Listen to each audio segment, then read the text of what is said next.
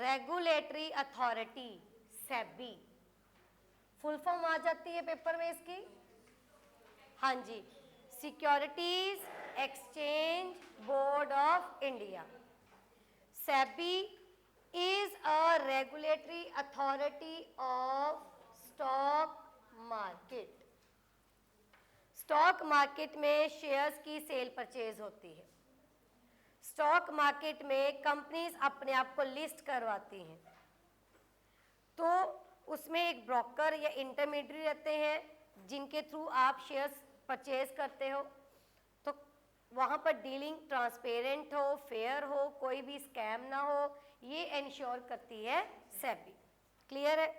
देखिए, SEBI is an authority to regulate and develop the Indian capital market. Stock market को capital market भी बोला जाता है, ठीक है? तो या तो कैपिटल मार्केट का क्वेश्चन आएगा या स्टॉक मार्केट का आएगा। And protect the interest of investors in the capital market. Capital market में जब आप शेयर्स परचेज करते हो तो आप क्या करते हो? आप अपने पैसे को इन्वेस्ट करते हो, तो आप क्या बन जाते हो? इन्वेस्टर। आप क्या सोच के इन्वेस्ट करते हो कि मेरा पैसा एक तो मुझे टाइम पर वापस मिल जाए और दूसरा विद डिविडेंड मिल जाए। तो ये चीज़ को इंश्योर करता है सेबी के इन्वेस्टर्स को उनका पैसा टाइम पर मिलता रहे। क्लियर है? उनका पैसा फंसे ना। सेबी कब आया? 12 अप्रैल 1988, ये डेट आप याद करोगे।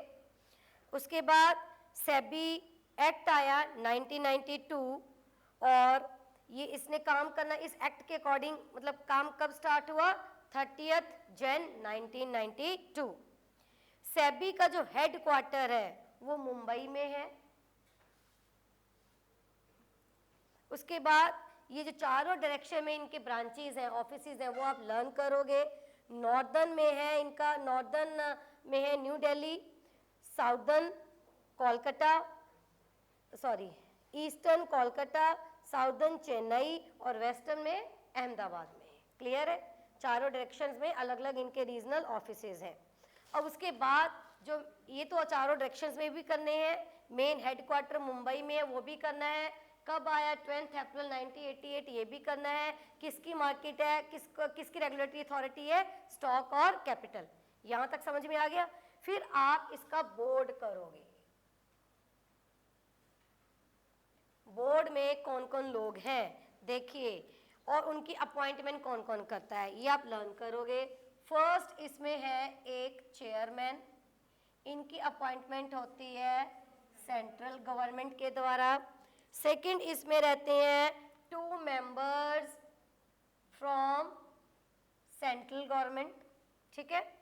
2 ऐसे मेंबर्स जो सेंट्रल गवर्नमेंट को रिप्रेजेंट करते हैं। फिर उसके बाद है एक मेंबर, 1 मेंबर फ्रॉम आरबीआई, जिसको आरबीआई नॉमिनेट करती है। Then 5 other members, 5 other members of whom at least 3 shall be whole time members। 5 और होंगे जिनमें से तीन होल टाइम डायरेक्टर्स होंगे कम से कम, एटलीस्ट मतलब कम से कम, and appointed by central government. Question आ जाता है कि सेबी बोर्ड में कितने मेंबर्स सेंट्रल गवर्नमेंट को रिप्रेजेंट करते हैं? 2। कितने मेंबर्स आरबीआई के होते हैं? 1, ठीक है? कितने होल टाइम मेंबर्स होंगे? 3, एटलीस्ट 3। क्लियर है? कम से कम 3 तो होंगे, मैक्सिमम पूरे के पूरे हो सकते हैं, 5 के 5 भी हो सकते हैं। यही आप प्रोबेबिलिटी में करते हो ना एटलीस्ट वाला, कि कम से कम इतने, ज़्यादा की कोई लिमिट नहीं है। मतलब 5 भी होल टाइम हो सकते हैं लेकिन 3 तो होंगे ही, ठीक है जी? और ये जितने भी लोग हैं इनकी अगर हम क्वालिफिकेशन की बात करें, इनकी अगर हम कैपेबिलिटी की बात करें, एबिलिटी की बात करें, स्किल एक्सपीरियंस की बात करें, तो वो होगी in the field of law, finance, economics, accountancy, administration and other discipline with which in the opinion of the central government shall be useful to SEBI। वही बात होगी ना, जैसे कि इकोनॉमिक्स के टीचर बनने के लिए सारे सब्जेक्ट्स की नॉलेज होनी चाहिए, इसको भी वही होनी चाहिए। हाँ जी, प्रेम्बल करने की ज़रूरत नहीं है, क्योंकि जो प्रेम्बल है वही आगे जाके रोल्स में लिखा जाता है कि ये क्या काम करता है सेबी। पावर की बात करते हैं, it shall be the duty of the SEBI to protect the interest of investors, obviously ये तो हम पहले लिख चुके हैं, ठीक है, and to promote the development of and to regulate the security market. ये जो सिक्योरिटी मार्केट है, स्टॉक मार्केट है, इसको प्रमोट करना, इसको डेवलप करना किसके हाथ में है? सेबी। अब देखिए, जो स्कूल का प्रिंसिपल होता है या कॉलेज का प्रिंसिपल होता है, वो क्या इंश्योर करता है कि हमारे स्कूल की, कॉलेज की ग्रोथ हो, ठीक है, हम उसको डेवलप करें। तो वो डेवलप कैसे करेंगे? जब सब कुछ फेयर चलेगा, अच्छा रिजल्ट आएगा। तो यही बात सेबी की है। अगर वो रेगुलेटरी अथॉरिटी है स्टॉक मार्केट की, कैपिटल मार्केट की, तो वो क्या इंश्योर करेंगे? इसमें जितने भी लोग हैं, जितने भी स्टेक होल्डर्स हैं जो इनसे इफेक्ट होते हैं, हम उनके इंटरेस्ट को प्रोटेक्ट करें। फेयर डीलिंग होगी, ट्रांसपेरेंट डीलिंग होगी, तो ऑटोमेटिकली ये मार्केट डेवलप होगी। अगर इसमें भी स्कैम्स होते रहे, स्कैंडल्स होते रहे, फिर फायदा क्या? फिर ये मार्केट डेवलप कैसे होगी? क्लियर? उसके बाद SEBI can exercise it's power under SEBI act and also under securities contract act 1956। तो दो एक्ट के अकॉर्डिंग इसके पास पावर है, एक तो सेबी और एक SCRA। क्लियर है? उसके बाद फंक्शंस देखिए, ये तो वही है, इशूअर ऑफ सिक्योरिटीज मतलब कंपनीज, फिर इन्वेस्टर्स जो शेयर होल्डर्स है, एंड देन इंटरमीडिएट्स, तीनों लोगों को प्रोटेक्ट करते हैं। और सेबी के पास तीन टाइप के फंक्शंस परफॉर्म करती है। एक तो ऑन द बेसिस ऑफ या according to quasi legislative. Quasi legislative मतलब कोई भी लॉ पास कर सकती है, ठीक है।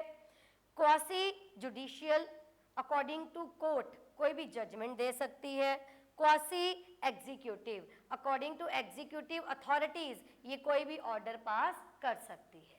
इसके अलावा इसके पास कोई और नेचर का फंक्शन नहीं है। पेपर में क्वेश्चन आ जाता है कि कौन कौन से फंक्शंस परफॉर्म करती है या नहीं करती, तो ये तीन आपको पता होने चाहिए। कौन कौन से?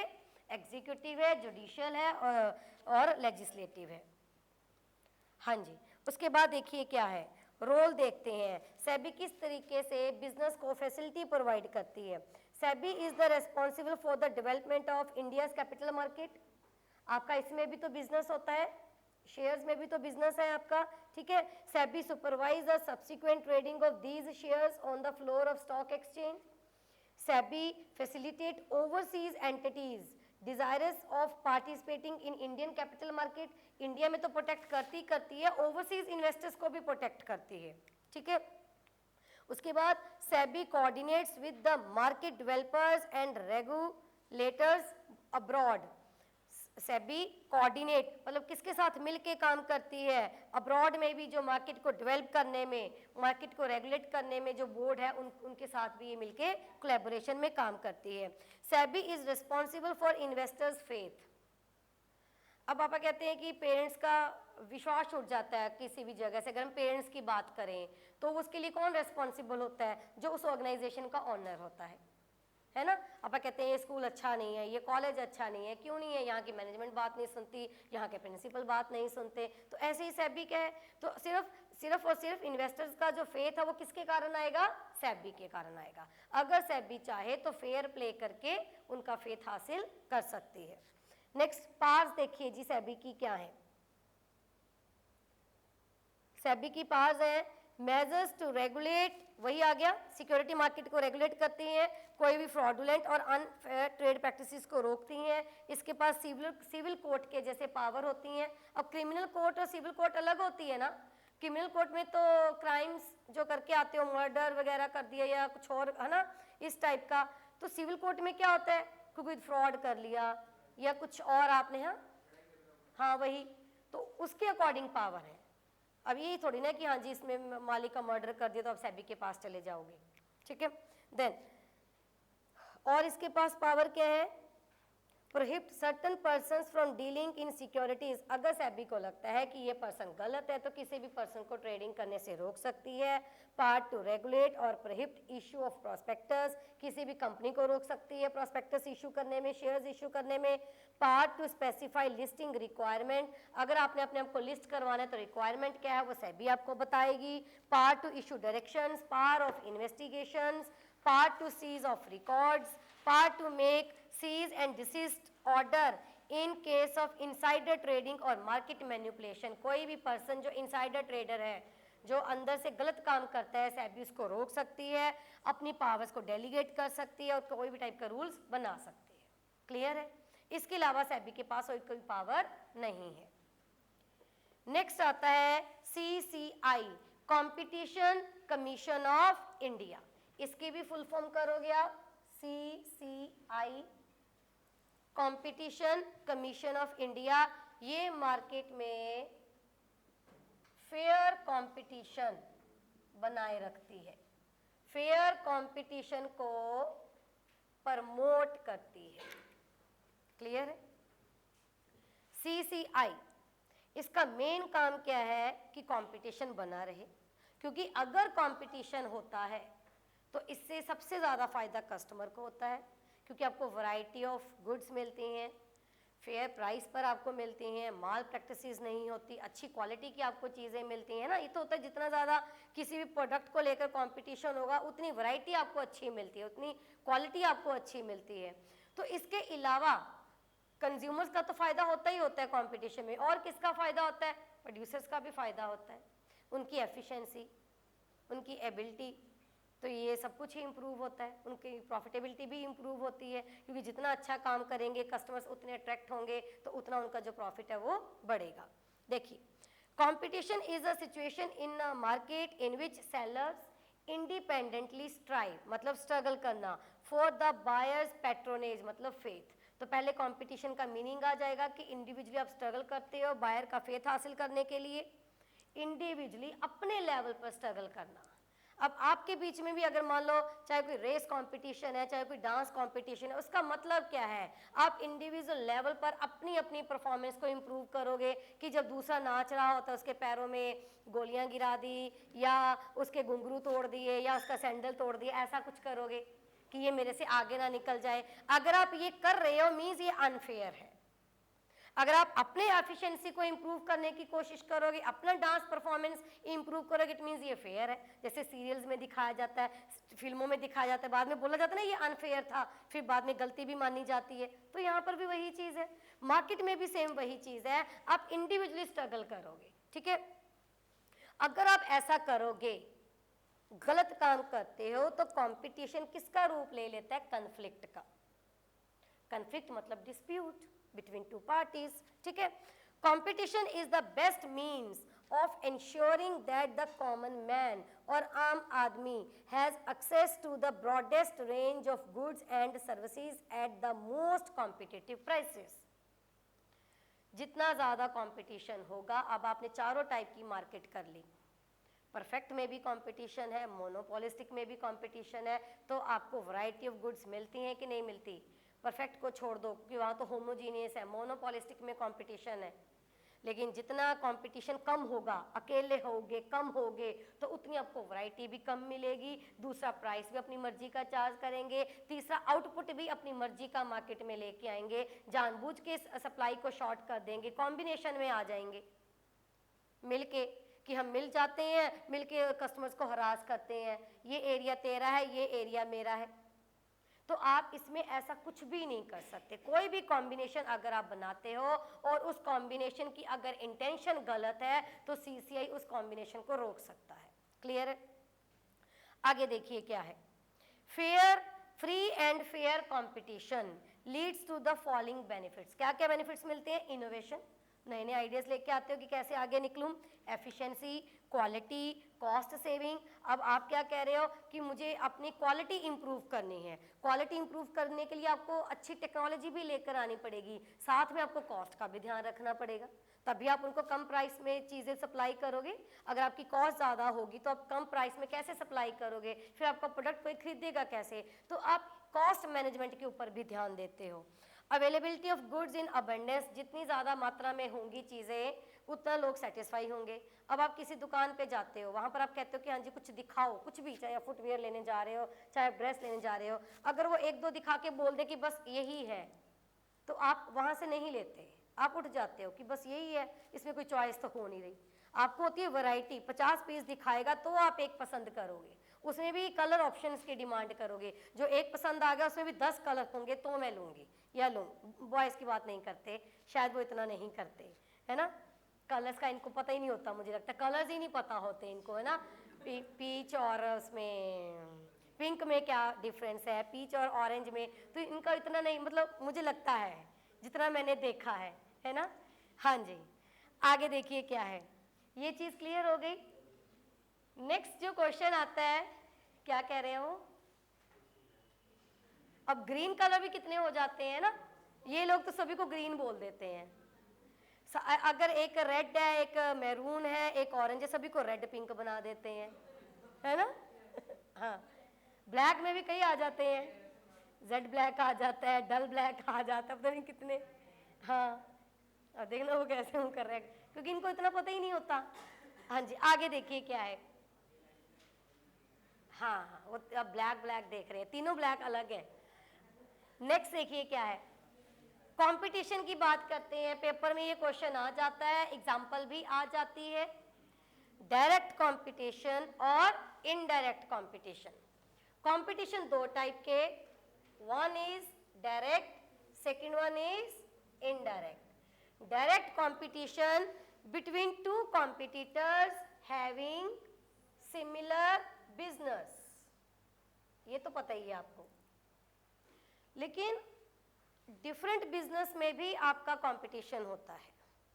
कंपटीशन कैसे हो गया, अब मान लीजिए आपके पास एक्स्ट्रा पैसे आपको मिले हैं, कहीं से बोनस मिला है, आप कहते हो मुझे कार भी लेनी है और मुझे घूम के भी आना है, तो अगर आप कार ले लोगे उन पैसों से तो आप घूमना कैंसिल कर दोगे, अगर घूम आओगे तो आप कार कैंसिल कर दोगे, क्योंकि हमारे पास रिसोर्सेज लिमिटेड है।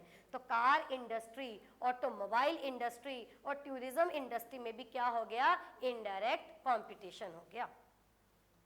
समझ में आ गई बात। चलिए आगे देखिए, नेक्स्ट है CCI's गोल, बस करो। CCI's goal is to create and sustain fair competition in the economy, ये हो गया। टू प्रमोट एंड सस्टेन, ये भी वापस फिर से आ गया। इनका विजन और मिशन वही है कि कंपटीशन बना रहे, कंपटीशन आगे बढ़े, सस्टेन बनाए रखना और प्रमोट आगे बढ़ाना। नेक्स्ट बात करते हैं कंपटीशन एक्ट की। CCI किसके अकॉर्डिंग काम करता है, कंपटीशन एक्ट के अकॉर्डिंग, और वो एक्ट कब पास हुआ था, 2002, to which the president accorded assent in January 2003. It was subsequently amended by the Competition Act 2007. पहले आया था Competition Act 2002, फिर इसमें अमेंडमेंट होके अब नया एक्ट क्या आ गया, Competition 2007। क्लियर है। फिर Competition Law is a tool। अब कंपटीशन एक्ट के अकॉर्डिंग आप चलोगे, कौन चलेगा, कमीशन। ये कमीशन है, देखो तीन चीजें हैं इसमें, ये कमीशन है, किसके अकॉर्डिंग काम करेगी, एक्ट के अकॉर्डिंग। काम करने के इसको कुछ टूल्स चाहिए, और वो टूल क्या है, कंपटीशन लॉ। ये कानून बनाएंगे, ठीक है। पहले कमीशन किसके अकॉर्डिंग काम करेगी, एक्ट, क्या यूज करेगी, लॉ, पावर, लॉ में पावर है। Competition law is a tool to implement and enforce competition policy. फिर अकॉर्डिंग टू लॉ ये क्या अप्लाई करेंगे, पॉलिसी, कानून बनाएंगे, नियम बनाएंगे कि कैसे आप काम करोगे, कैसे आप काम नहीं करोगे। क्लियर है। And to prevent and punish anti-competitive business practices by firms and unnecessary government interference in the market. Market में फेयर कंपटीशन बना रहे, मार्केट में फ्री एनवायरनमेंट रहे, मतलब गवर्नमेंट बिना मतलब के इंटरफेरेंस ना करे, उससे उसके लिए क्या इलाज है कि आप पहले से ही अकॉर्डिंग टू लॉ काम करोगे, ठीक है। जो कंपटीशन कमीशन आपको कहती है आप उसके अकॉर्डिंग चलोगे तो अननेसेसरी इंटरफेरेंस आएगी नहीं आपके बिजनेस में, क्योंकि आपको पता है कि जितनी ज़्यादा इंटरफेरेंस होती है उतना आउटपुट कम निकलती है, ये तो आपको भी पता है। किसी भी फील्ड में अगर हम जितनी ज़्यादा इंटरफेरेंस करेंगे ना उतना जो उसका रिजल्ट है वो नेगेटिव में जाता है। Next, the act prohibits anti competitive agreements. Agreement मतलब दो पार्टीज आपस में एग्रीमेंट इस तरीके का नहीं करेंगी जिससे कस्टमर का नुकसान होता होगा, ठीक है। मैं आपसे चीज़ें परचेज कर रहा हूँ, आप मुझे बोलो कि भाई इस मार्केट में सेल नहीं करना, ये एरिया मेरा है, अगर करना है तो इससे कम प्राइस में नहीं करना, तो ये सारे एंटी कॉम्पिटिटिव एग्रीमेंट्स हैं। Abuse of dominant position. Dominant position पर आप कब आते हो, जब आपका मार्केट शेयर लार्ज होता है, ठीक है, ज़्यादा मार्केट को कैप्चर करते हो, फिर आप अपनी पावर को मिसयूज करके, मतलब मिसयूज कब होगा, जब आप गलत कंडीशंस लगाओगे, है ना। कोई भी आपसे कॉन्ट्रैक्ट कर रहा है, आप उस कॉन्ट्रैक्ट से मिलती जुलती कंडीशन ही नहीं लगा रहे, फालतू कंडीशन लगा रहे हो। Next, with the enforcement of Competition Act 2002, the Monopolies and Restrictive Trade Practices Act MRTP is repealed and the MRTP Commission is dissolved. Competition Commission जब आया 2002, इससे पहले क्या था, इससे पहले था MRTP और इसी की कमीशन, ठीक है। ये दोनों अब खत्म हो गई, इसकी जगह पे कौन काम कर रहा है, कंपटीशन एक्ट। बस इसके जो ऑब्जेक्टिव्स है वो तो आपको पता ही है, ये तो बार बार वही आ रहे हैं। पावर की बात करते हैं, क्या क्या काम करती है CCI। The competition act 2002 provides for the establishment of Competition Commission of India and prescribes its duties, functions and powers. CCI was established by central government on 14 October. ये कब आई, 14 October 2003, क्लियर है। Then the CCI consists of, अगर हम इसकी commission में देखें कितने members हैं, एक चेयरमैन है and 6 other member appointed by central government। और CCI की जो बॉडी है वो उसकी अपनी सेपरेट लीगल आइडेंटिटी है, वो लाइक कंपनीज की परपेचुअल सक्सेशन है। ये तीनों चीजें आप कर लोगे। उसके आगे पावर देखते हैं क्या है, to make inquiry into anti competitive agreement, inquiry करेगी, इन्वेस्टिगेशन करेगी, ठीक है। अगर इसको लगता है कि कोई भी कॉम्बिनेशन बना है जिसका एडवर्स इफेक्ट जा रहा है कंपटीशन के ऊपर, उसके बारे में भी इन्वेस्टिगेशन करेगी। किसी भी स्टैट्यूटरी अथॉरिटी को आगे पावर दे सकती है, कोई भी केस रेफर कर सकती है, ठीक है। कोई भी एप्रोप्रिएट ऑर्डर पास कर सकती है, डायरेक्ट एंटरप्राइजेस को कोई भी ऑर्डर भी दे सकती है, कोई भी उनके जो अकाउंट्स हैं वो सीज कर सकती है। ये सारी इनकी पावर्स हैं, इस पर कोई नई पावर नहीं है। अब CCI बिजनेस को कैसे हेल्प करता है, कैसे उनको फैसिलिटी प्रोवाइड करता है। अब अगर आप सेफ एनवायरनमेंट में काम करोगे तभी आपकी ग्रोथ होगी। आप एक ऐसे एनवायरनमेंट में जा रहे हो जहाँ पर अनफेयर कंपटीशन है, जहाँ पर हर कोई किसी ना किसी की टांग खींचता रहता है, आपको फ्री ट्रेड करने नहीं दिया जाता, तो आप सरवाइव कैसे करोगे। तो फिर ऑटोमेटिकली CCI आपकी हेल्प कर रहा है ये सब कुछ रोक के, है ना। इससे और क्या हेल्प हो रही है, जितना कंपटीशन होगा, अभी आपको लग रहा है कि हाँ मेरा कंपटीशन है, देखना मेरे कितने कॉम्पिटिटर्स हैं, लेकिन बाद में आपको पता चलेगा कि इसका मुझे फ़ायदा कितना हुआ। अगर मेरा कंपटीशन ना होता, मैं तो वही पुराने तरीके से चीज़ें प्रोड्यूस करता रहता, मैं इनोवेशन ना लेके आता, मैं अपनी क्वालिटी ना इम्प्रूव करता, मैं अपनी कॉस्ट के ऊपर ध्यान ना देता, ठीक है। तो ये आपके फ़ायदे हैं, इसमें और कुछ भी नहीं करना, बस वही है। बिजनेस को कैसे फैसिलिटी प्रोवाइड करता है, फ्रॉडुलेंट अनफेयर ट्रेड प्रैक्टिसेस को रोक के आपको फ्री ट्रेड प्रोवाइड करने में हेल्प करता है। लास्ट करते हैं IRDAI, इंश्योरेंस सेक्टर को लेकर है। इसमें भी कुछ खास नहीं है, देखिए सभी का रोल एक ही है ना। रेगुलेटरी अथॉरिटी क्या करती है, अपने अपने डिपार्टमेंट को रेगुलेट करती है। हर एक का काम क्या होता है, फेयर काम हो, चाहे CCI है चाहे SEBI है, वो कहती है स्टॉक एक्सचेंज में सही काम हो, CCI कहते हैं मार्केट में फेयर तरीके से काम करोगे आप, और ये क्या कहेगा इंश्योरेंस सेक्टर में। IR, और पावर्स भी सभी की सेम है, पावर भी सभी की सेम है, अलग से याद करने की जरूरत ही नहीं है। किसी भी रिकॉर्ड को सीज कर सकते हैं, किसी भी केस में इन्वेस्टिगेशन का ऑर्डर दे सकते हैं, किसी भी अथॉरिटी को केस रेफर कर सकते हैं, कोई भी एक्टिविटी आपकी बंद करवा सकते हैं, simple. Insurance regulatory and development authority of India, insurance sector को रेगुलेट करते हैं, इंश्योरेंस सेक्टर को डेवलप करने में हेल्प करती है IRDAI, ठीक है। अब ये सेक्टर डेवलप कैसे होगा, जब इसमें फेयर काम होगा, इसमें ट्रांसपेरेंट ट्रांजैक्शंस होंगी, इसमें जो जो पार्टीज हैं, एक इंश्योरर है एक इंश्योर्ड है, दोनों के इंटरेस्ट प्रोटेक्ट होंगे। इंश्योरर को क्या होगा, इंश्योरर कौन है, इंश्योरेंस करने वाला है ना, इंश्योरर को क्या होगा, टाइम पर अगर अपना प्रीमियम मिलता रहेगा। इंश्योर्ड कौन है, जिसको आप इंश्योरेंस करते हो, उसका क्या होगा, टाइम पर उसको क्लेम मिलता रहे, बस यही तो दो चीज़ें चाहिए। और ये कौन इंश्योर करता है, IRDAI, कोई भी क्लेम है, कोई भी डिस्प्यूट है, वो टाइम पर होता रहे। हाँ जी, तो ये इसका जो हेड क्वार्टर है, जब ये आया था, आया कब था ये, 90 लिखा हुआ है इसका, 1999 है ना, हाँ जी 1999, तब इसका जो हेड क्वार्टर है वो हैदराबाद में था। हाँ जी, फिर 2001 में न्यू दिल्ली में शिफ्ट हो गया था, ठीक है जी।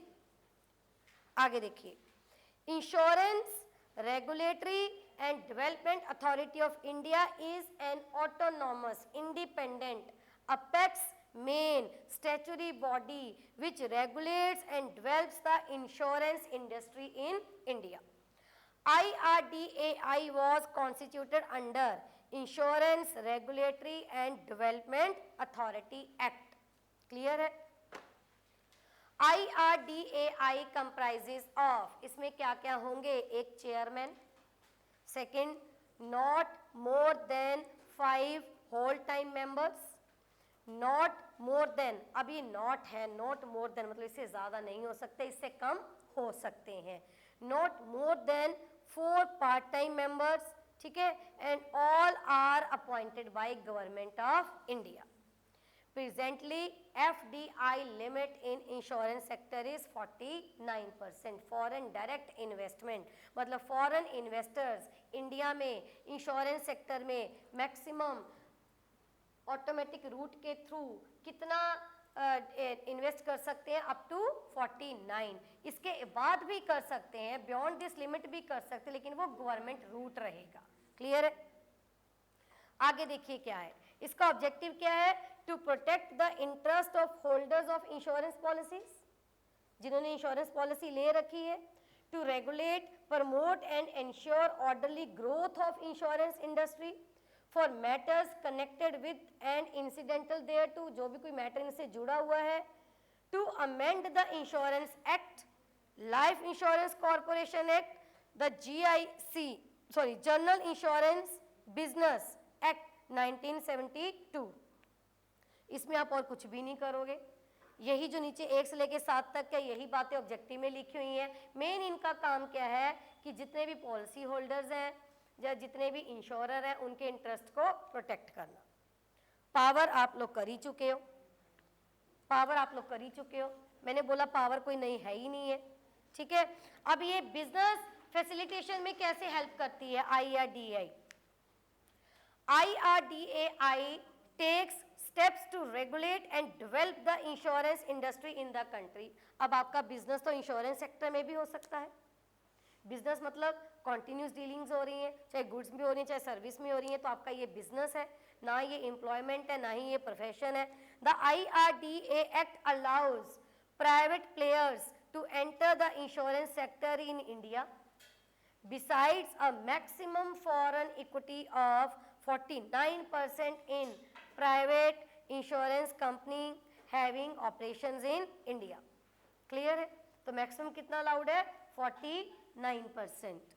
IRDAI serves as an authority to protect the interest of the insurance policy holders in create confidence among them. अगर आपको टाइम पर आपके जो भी डिस्प्यूट है, आपका जो भी क्लेम है टाइम पर मिलता रहेगा तो ऑटोमेटिकली आपका जो कॉन्फिडेंस है वो बना रहेगा. आपके डिस्प्यूट सॉल्व नहीं हो रहे, टाइम पर आपको क्लेम नहीं मिल रहा, तो आपका कॉन्फिडेंस कैसे बढ़ेगा? आप पीछे हट जाओगे, है ना. बस इसमें कुछ भी नहीं है. बताओ जी, हो गया? ठीक है.